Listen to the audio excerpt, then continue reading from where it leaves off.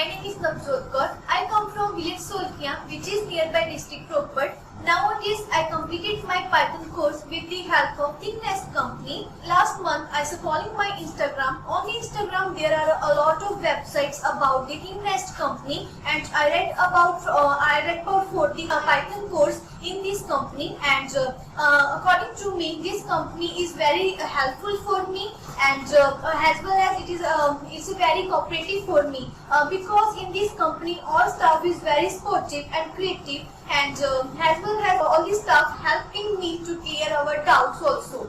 So last week I told the HR ma'am of this company about the placement, and I do the placement for the 45 days, and this placement is very good for me because this company is provided a lot of placements for the students and the best salary to complete their needs also. So I visited next company for the interview, and that I cleared my interview with the help of teachers of my ThinkNEXT company, because in this company our teachers provided me a lot of solutions for clear the interview also. And because in this company, this is a best trainer for the guidance also. I went this company, so I take a good placement, and I gain a lot of knowledge also about this Python course. And I requested to all any student wanting to select any course about a lot of websites, so please visit the ThinkNEXT Technologies Private Limited. Thank you.